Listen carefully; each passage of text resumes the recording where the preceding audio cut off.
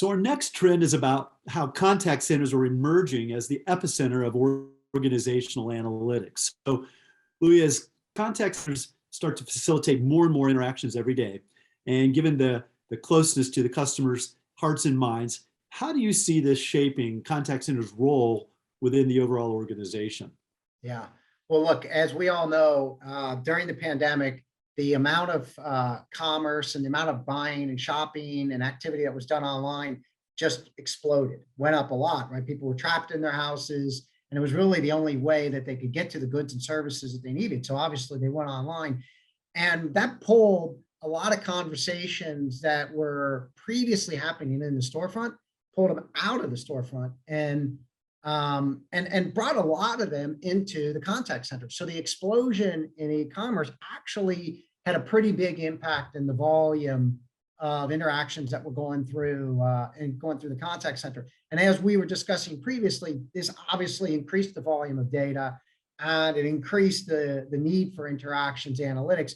And it also changed kind of the definition of kind of who is involved in this overall sort of customer service flow. Because now that you have your agents at home, you've got some in center, some at home, and then you've got some people that are actually in the storefront. They may actually be involved in the customer service flow as well. In fact, they are.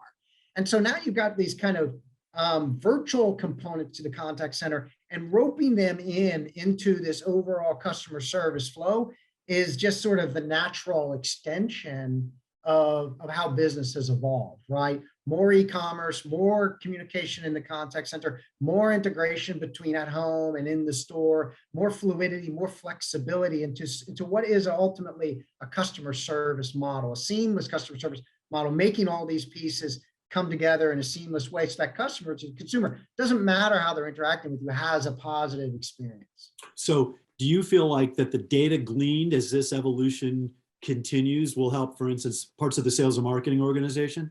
Absolutely. I think it's critical. Now, I think the first thing, though, you have to do is you have to get that seamless flow in between your at home, your in center, and your in store employees, right?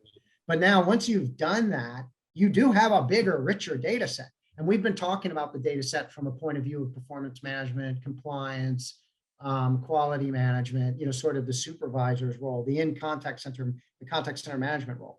But in addition to that, you've got the other departments outside of the organizations, like you mentioned, sales and marketing. And once you've got this more seamless customer service platform, and you've got this more integrated data set with more interactions analytics for you to process the data and draw insights out of it, that actually can be shared. It can be shared to understand with marketing and with sales, like, what is the customer experience like?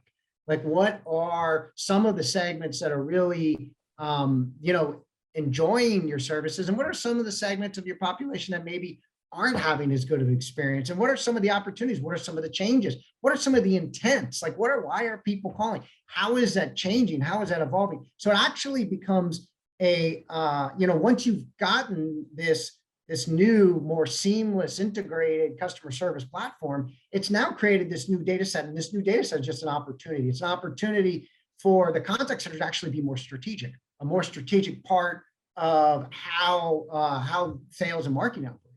So in a sense, it's sort of evolving from the contact center being more of a cost center and really now becoming more of a value center.